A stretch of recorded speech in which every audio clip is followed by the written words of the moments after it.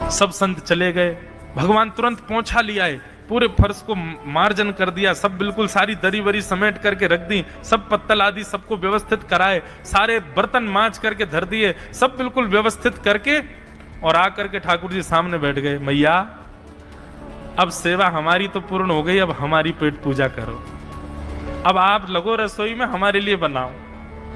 वो तो इतने भाव में आ गए, अरे मेरे लाला मैं अभी बना के लाती हूँ।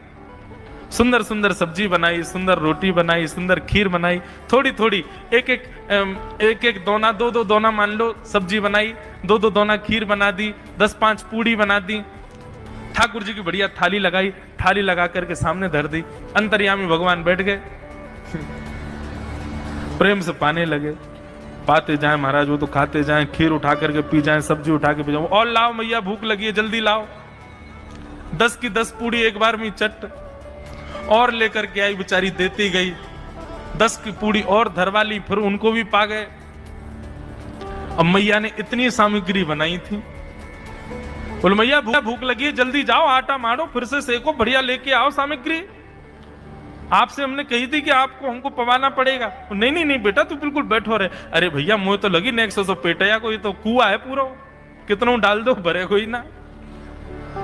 महाराज आटा मारते मारते शाम हो गई, शाम तक ठाकुर जी पाते ही रहे और खूब पेट भर के पाया महाराज। एक आसन पर अखंड 4 घंटा बैठ करके भोजन किया और भोजन करने के बाद ठाकुर जी बोले ठीक है सेठ जी अब आओ, लाओ तेल ले आओ, आपकी नक मालिश कर दूं, आपकी नक सेवा कर दूं, आप थक गए होंगे। त्रिलोचन में नहीं इसकी नहीं क्यों नहीं है, तेल लेकर के उनकी मालिश भी कर दें।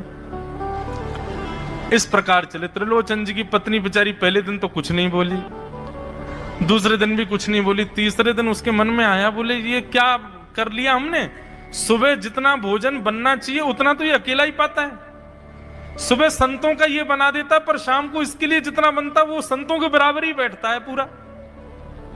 त्रिलोचन जी कहते नहीं तुमको याद नहीं उसने कहा था कभी कहना नहीं ऐसा। बोले हाँ नहीं मैं ध्यान रखूंगी, नहीं कहना है।